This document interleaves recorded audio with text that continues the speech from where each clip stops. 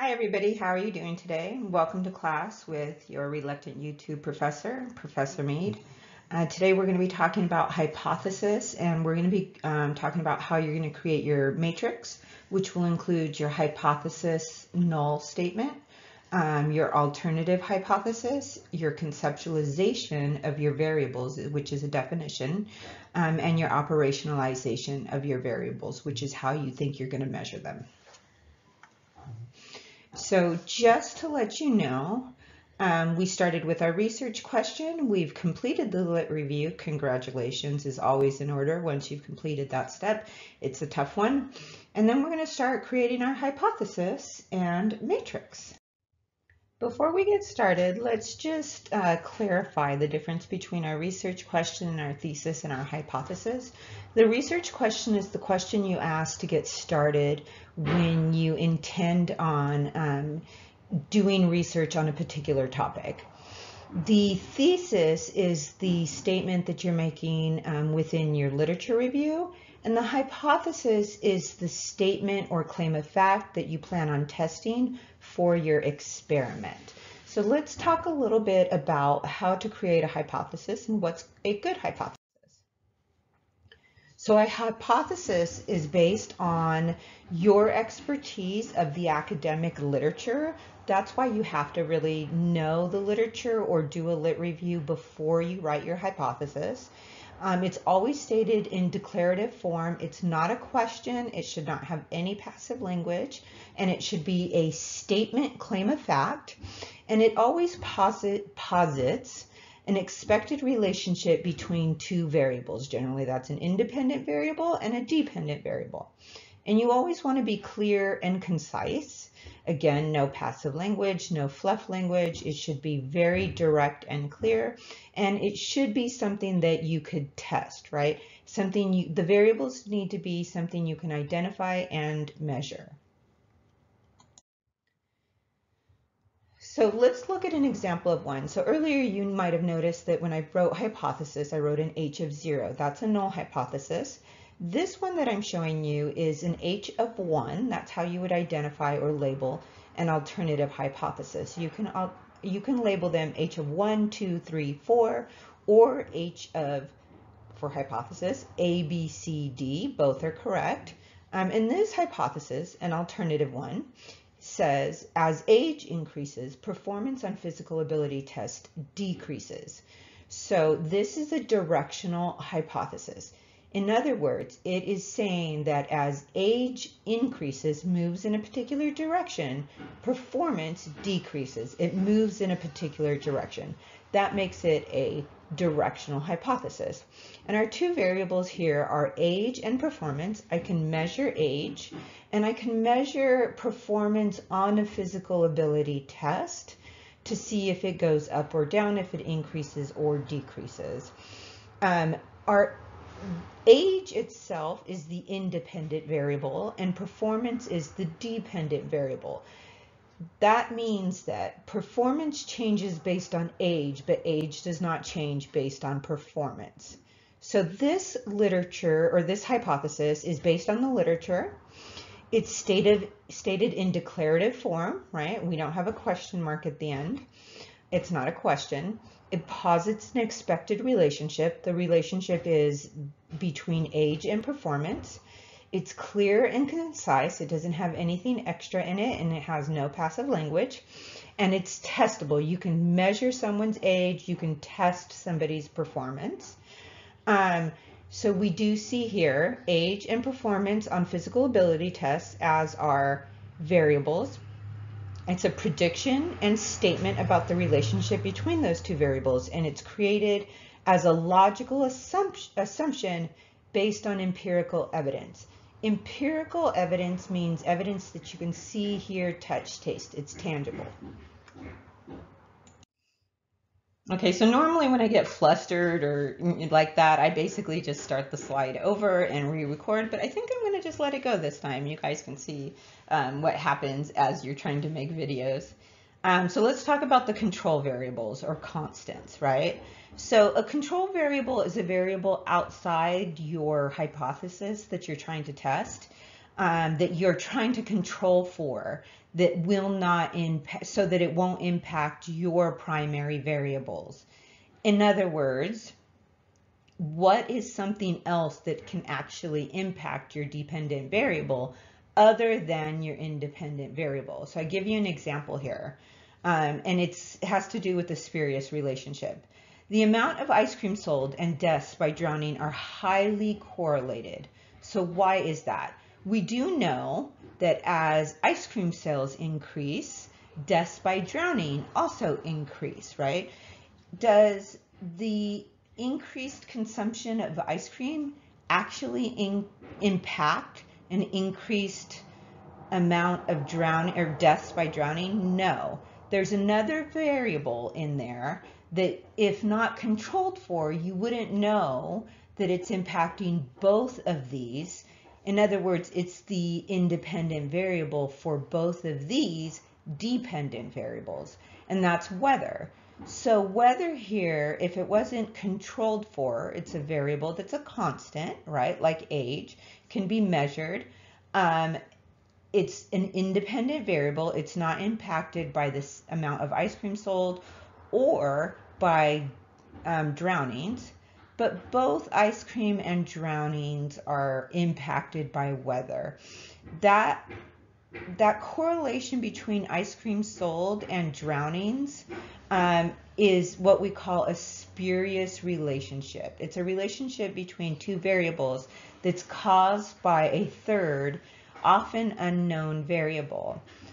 So what you want to do after you create your hypothesis, this is in your matrix later on, is you'll have to think about all of these other variables that could possibly be impacting your dependent variables, and you want to list them out so that you know that you can control for them later when you are doing your analysis. So a good hypothesis, it starts with an intelligent and informed question, which is why you did your lit review. And it's based on the knowledge that you gain from that. It creates a foundation for creating a lit review. That means that when you start in contemplating how to do your hypothesis, the first place you should look is your articles and try to find the hypothesis and highlight them within your research articles. So what do those hypotheses look like? Again, you should be following along in your workbook as you're listening to this lecture. And are the hypotheses in your literature theory guided, yes or no? Do they stem from the main theories within that topic or subtopic? What theories did your literature review reveal? Did you find any theories? Were people using them? How so? Which ones emerged most often? What methodologies did the researchers use? So what methods did they use? Was it qualitative, quantitative? Were they doing interviews, surveys, data analysis, secondary data analysis? So you should be able to find a qualitative method section. Go ahead and read through that and try to identify what main methods they're using and what methodologies they're using for collecting the data. What variables did they use? Once you find their hypothesis, you might be able to find their variables and identify what variables they found were important. So they may have multiple hypotheses with multiple different variables. And then try to identify the independent and dependent variables within that. What that's going to do is it's going to allow you to understand and recognize a hypothesis and variables when you see them, but also to be more informed when you're creating your own hypothesis. Okay, so as you go through your workbook, you'll notice that I'm going to walk you through step by step to write your hypothesis. When you're writing a hypothesis as a researcher, you're actually writing numerous hypotheses, not just one. You're writing a null and alternative hypothesis, and usually it's one null and about 4 or more alternative hypotheses. And so a null, which is denoted by the H of 0, so you want to make sure you label all of them, is the default, or what we would call the non-directional hypothesis, meaning that it can go in either direction. It's either qualitatively yes or qualitatively no, this did occur. An alternative hypothesis, which we would show by using an H of 1 or H of A, so it's H of 1, 2, 3, 4, or H of A, B, C, D. That means that there is one variable that changes that's influencing another variable to change. And I like to think about it as going up or down. So it increases or decreases. And that is a directional hypothesis because it's going in one direction or the other. People often find that it's easier to draft the null hypothesis after they draft one of their alternative hypotheses. So whichever way you want to do it, but often people will choose one alternative hypothesis, the one that they think is going to occur, and then they draft all of the other variations that could occur. And your null hypothesis is actually the one that you test against. And sometimes people will say, you'll hear people trying to explain it as the opposite of what you think will happen. But it's not necessarily that. It's just that it's non-directional. So that means it's the default position. Is there a relationship between the variables or not? So non-directional, or what we would call two-tailed hypothesis, express a relationship between variables but does not specify the direction. A directional or one-tailed hypothesis is going to express a relationship between two variables, an IV and a DV, and it's going to posit a specific direction. So go ahead and give it a try yourself in your workbook. You should, from your literature, where do you think that the type of experiment or research you would want to do, and that is your research question. And it can be more detailed than before. Whereas before you might have been saying media and gender, now you get to say gender and anime, right? Because it's your research specific, so it's not a general statement anymore. So identify your null hypothesis, identify your alternative hypothesis. Is the null hypothesis directional or non-directional? Make sure that it's not, right? And then write your research question again, either if you know it from memory, or do you need to redraft at this point? You're not trying to make it the same thing as your hypothesis, you're just reiterating that question, that research question again, because we always want to keep that in the center frame of our thinking whenever we move through these steps. So let's talk a little bit about variables.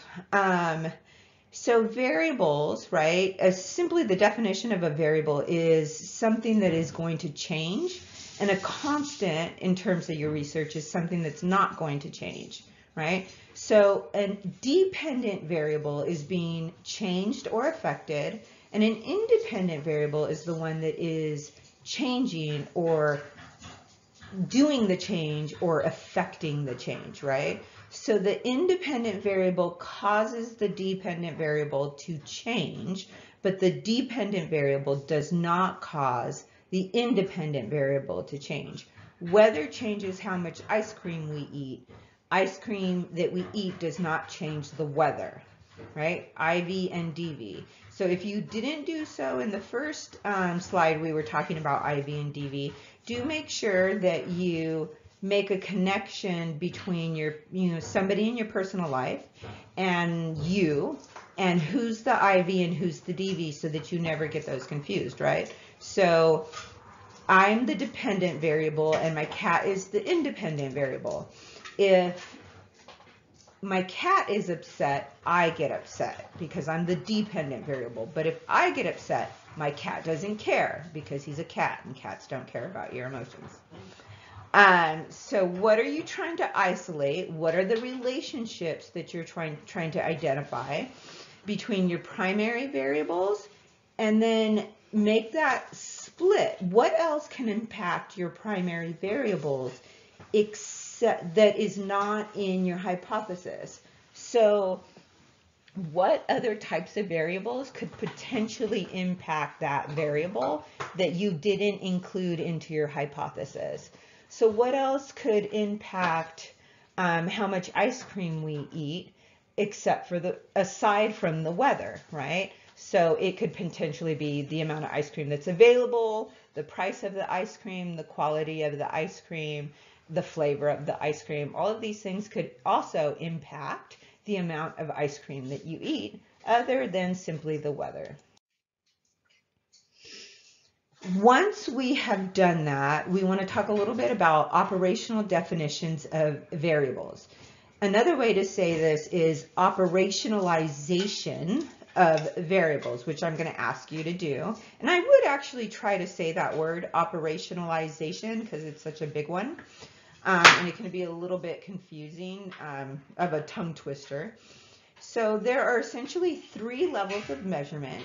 There are nominal, ordinal, and interval ratio. So nominal levels of measurement, they're mutually exclusive and collectively exhaustive categories, but you can't count them, rank them, and you can't measure in between them. So red, blue, green, yellow, that is a nominal variable of measurement. They are mutually exclusive and they're collectively exhaustive categories, but they don't have an inherent ranking system or middle ground.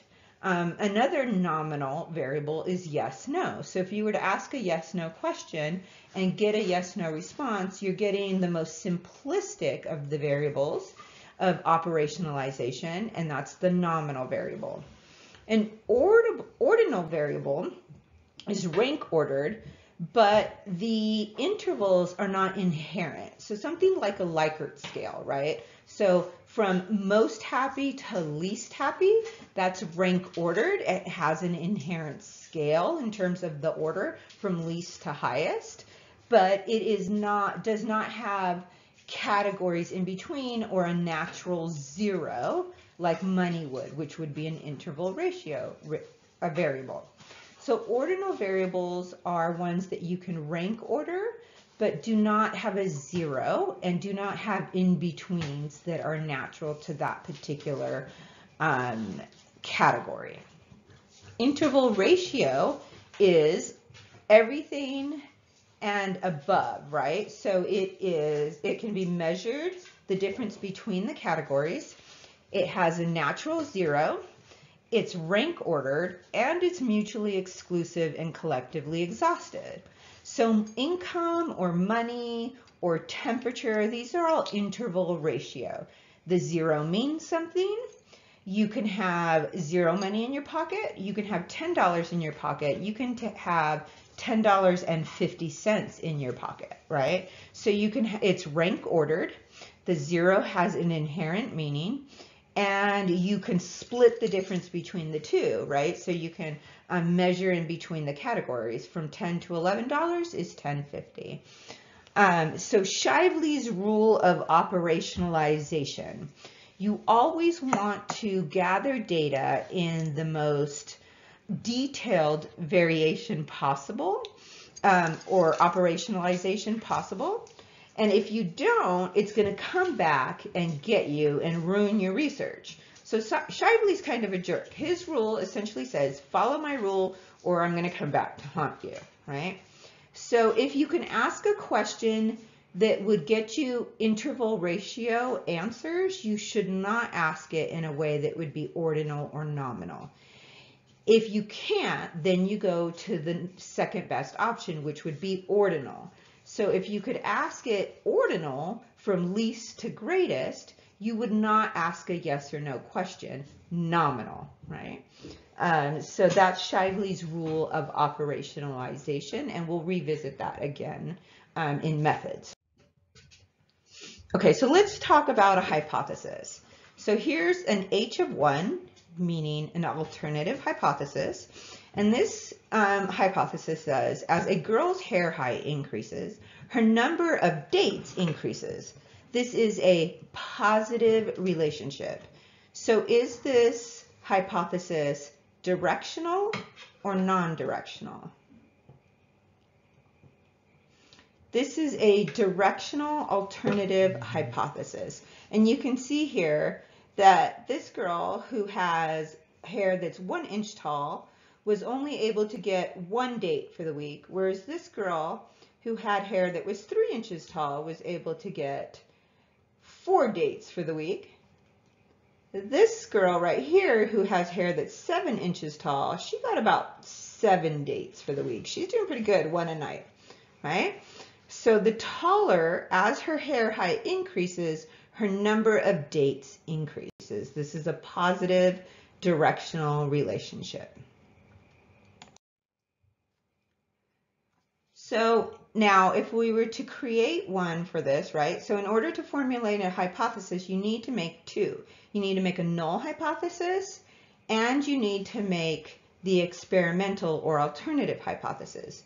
So we already have the alternative hypothesis. As a girl's hair height increases, her number of dates increase.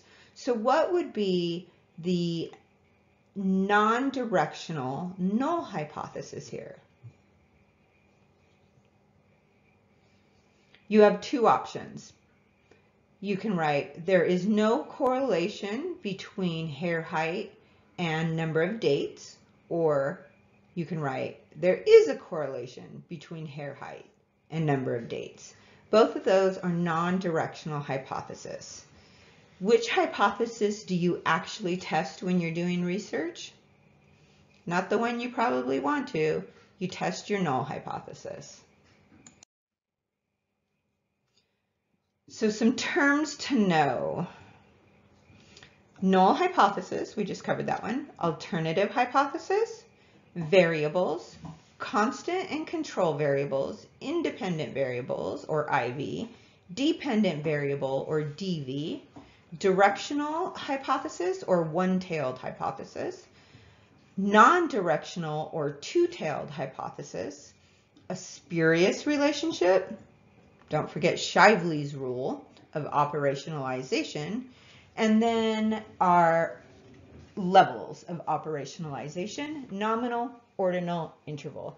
Take a moment and explain each one of these to somebody, either your teammate or someone else you can rope into explaining this to. Siblings are always great. Somebody, you can torture a little bit because you will learn it if you teach it. So you're going to set up for this, final draft and your workbook. You're going to set up your null hypothesis, 1 to 3 alternative hypothesis. And the alternative hypothesis you test to choose depends upon what you conclude.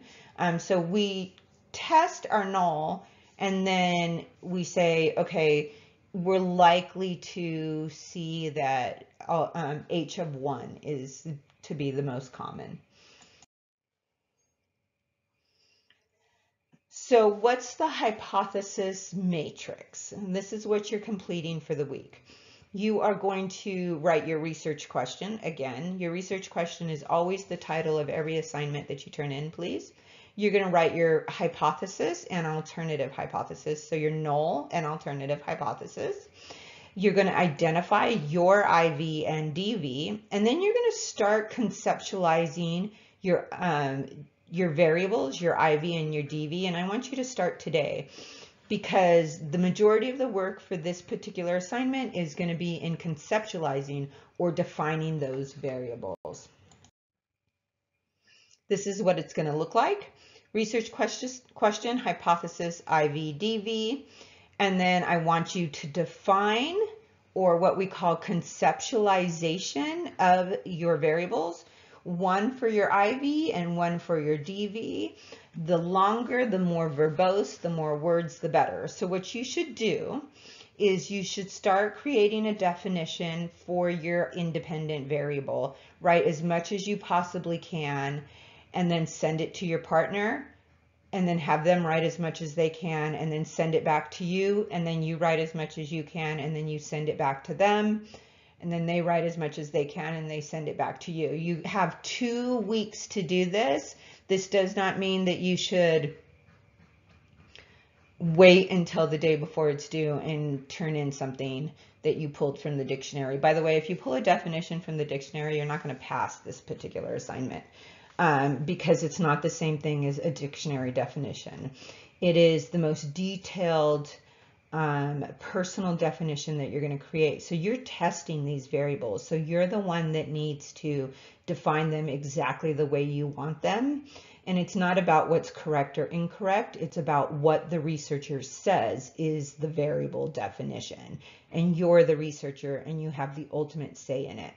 So some hints on how to do this. You can define through specifying any vague mental imagery. So you want to stay there, start there, and clarifying your definitions. You want to try to draw boundaries, which means tell me what it is and tell me what it's not. Give me synonyms for it, create classifications for it, create kind of lists for it, if that makes sense for your particular variable. Give examples. Lots of examples are always helpful. You can tell me what it is, give an example, tell me what it's not, give an example, and you can exclude things as well. And then I want you to spend the bulk majority of your time over the next 2 weeks working on this. This is something that is never seen when we're actually reading somebody's research article, so you don't see them. This is not graded for it being an essay because it's not. It's simply a gigantic definition and it needs to be big. And there's a minimum requirement of 1 page, but that's the absolute bare minimum that I'm going to accept. So it really needs to have some time and thought put into this and really think in detail what you mean by your particular variable. And it's not as simple as you think it is, because just saying, okay, somebody's sex, well, how are you going to explain where you put the limit, how you identify it? Are you just asking them what sex they are? Are you going to ask them to show you their primary sexual organs? I mean, you really have to think this through in terms of what you mean in your variables. And then the operationalization, which this kind of moves us into the next week, which is methods. And so you're just going to start this process. Take a little time. If I were to ask people survey questions, how would I ask these questions? Would I be able to get interval ratio questions? Would they be ordinal questions, or would they be nominal questions? Okay, thank you. That means, by the way, you've identified your problem, reviewed your literature, formulated your hypothesis, and you're ready to move on to choosing your research methods design.